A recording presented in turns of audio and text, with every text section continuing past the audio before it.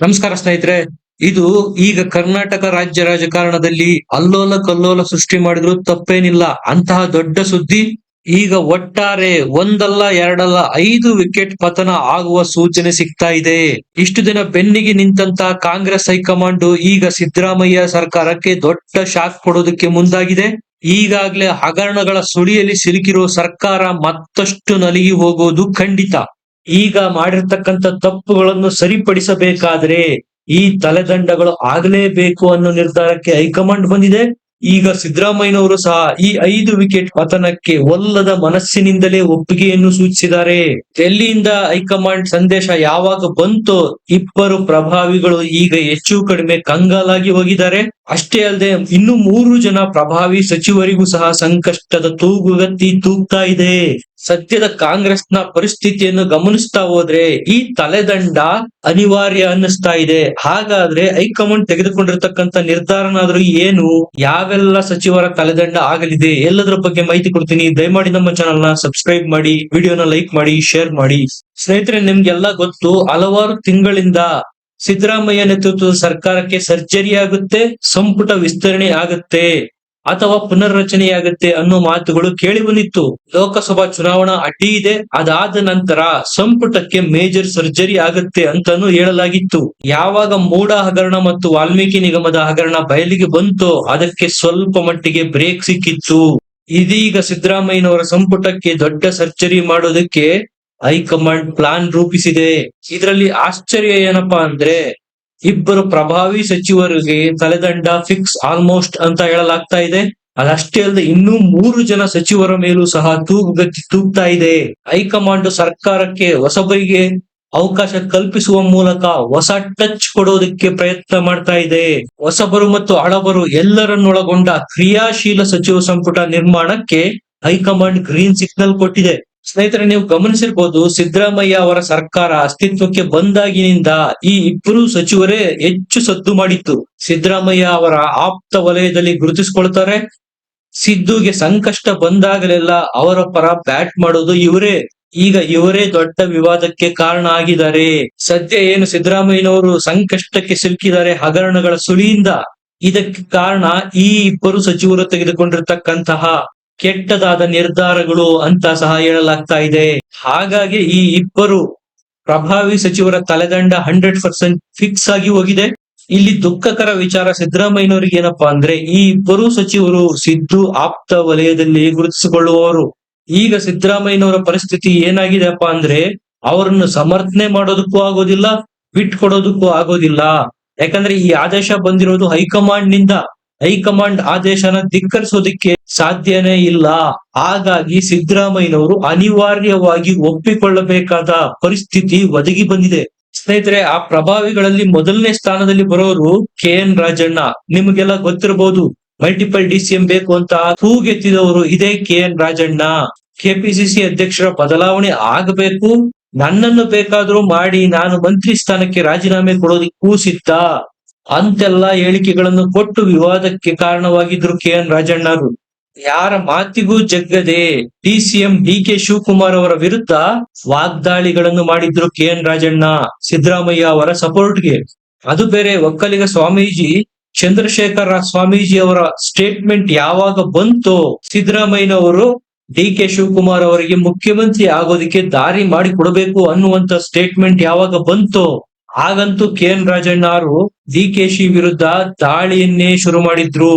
ಏನು ವಿಚಿತ್ರನೋ ನೋಡಿ, KN ರಾಜಣ್ಣ ಅವರು ಯಾವಾಗ DK ಶಿವಕುಮಾರ್ ಅವರ ವಿರುದ್ಧ ಮಾತಾಡೋದಕ್ಕೆ ಶುರು ಮಾಡಿದ್ರು ಅದರ ಬೆನ್ನ ಹಿಂದೆನೆ ಅವರದ್ದೇ ಅಧ್ಯಕ್ಷತೆಯಲ್ಲಿ ನಡೆದಿದೆ ಅನ್ನಲಾಗಿರತಕ್ಕಂತ ಅಪೆಕ್ಸ್ ಬ್ಯಾಂಕ್ ಹಗರಣ ಬಯಲಿಗೆ ಬಂತು.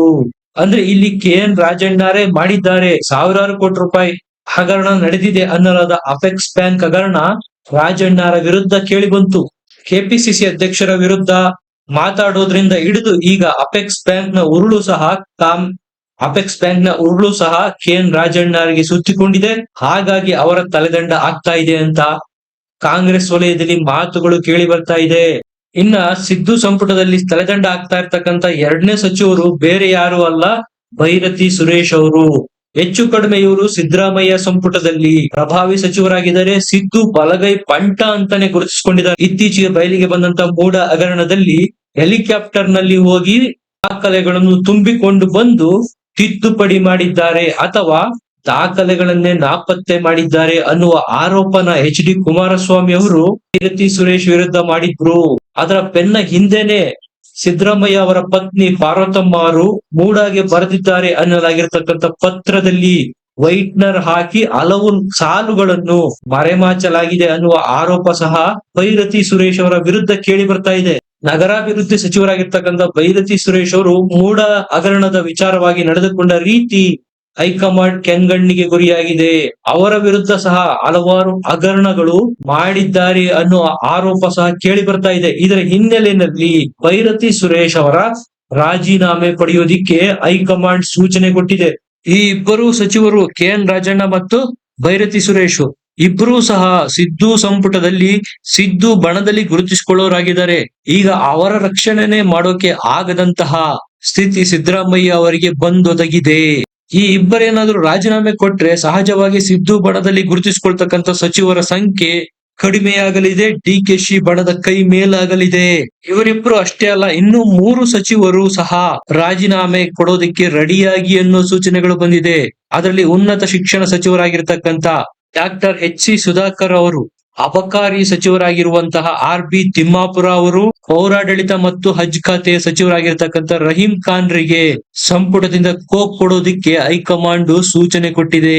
ಈ 5 ಜನ ಸಚಿವರ ಕಾರ್ಯವೈಖರಿ ಹೈಕಮಾಂಡ್ಗೆ ಟೋಟಲ್ ಆಗಿ ಒಪ್ಪಿಗೆಯಾಗಿಲ್ಲ, ನಿರಾಸೆ ಮಾಡಿದ್ದಾರೆ ಅಂತ ಹೇಳಲಾಗ್ತಾ ಇದೆ. ಸ್ನೇಹಿತರೆ, ನಿಮ್ಗೆ ನೆನಪಿರಬಹುದು, ಈ ಹಿಂದೆ ಸತ್ಯ ಶೋಧನಾ ಸಮಿತಿ ಮಧುಸೂದನ್ ಮಿಸ್ತ್ರಿ ಅವರ ನೇತೃತ್ವದಲ್ಲಿ ಕರ್ನಾಟಕ ರಾಜ್ಯಕ್ಕೆ ಭೇಟಿ ಕೊಟ್ಟಿತ್ತು. 2024ರ ಲೋಕಸಭಾ ಚುನಾವಣೆಯ ಸೋಲಿಗೆ ಕಾರಣಗಳೇನು ಅನ್ನೋದನ್ನ ಪಟ್ಟಿ ಸಹ ಮಾಡಿಕೊಂಡು ಹೋಗಿತ್ತು.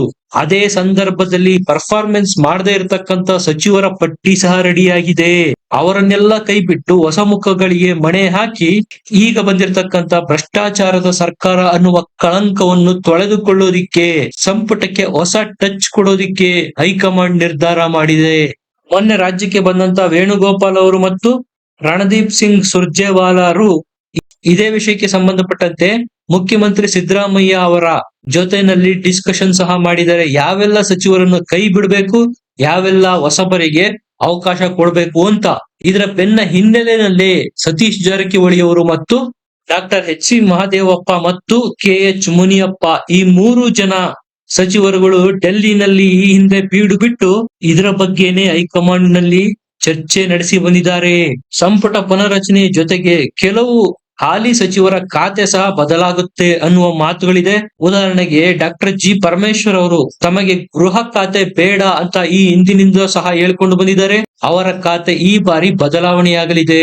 ಇನ್ನ ಸಂಪುಟ ಸೇರಲಿರುವ ಹೊಸ ಮುಖಗಳಲ್ಲಿ ಭದ್ರಾವತಿ ಶಾಸಕರಾಗಿರ್ತಕ್ಕಂಥ ಸಂಗಮೇಶ್ ಅವರು, ಈ ಹಿಂದಿನ ಸಿದ್ದರಾಮಯ್ಯ ಅವರ ಜೊತೆಗಿನ ಮುನಿಸನ್ನು ಮರೆತು ಮತ್ತೆ ಒಂದಾಗಿರ್ತಕ್ಕಂತಹ BK ಹರಿಪ್ರಸಾದ್ ಅವರು, ಲಕ್ಷ್ಮಣ್ ಸವದಿ ಅವರು, ಈ 3 ಹೆಸರುಗಳು ಮುಂಚೂಣಿಯಲ್ಲಿ ಕೇಳಿ ಬರ್ತಾ ಇದೆ. ಸ್ನೇಹಿತರೆ, ಇದಿಷ್ಟು ಸಂಪುಟ ಪುನರ್ರಚನೆಯ ಬಗ್ಗೆ ಅಭಿಪ್ರಾಯ ಅನಿಸಿಕೆಗಳನ್ನು ಕಮೆಂಟ್ ನಲ್ಲಿ ತಿಳಿಸಿ. ಲೈಕ್ ಮಾಡಿ, ಶೇರ್ ಮಾಡಿ, ನಮ್ಮ ಚಾನೆಲ್ ನ ಸಬ್ಸ್ಕ್ರೈಬ್ ಮಾಡಿ. ಮತ್ತೆ ಸಿಗೋಣ. ನಮಸ್ಕಾರ.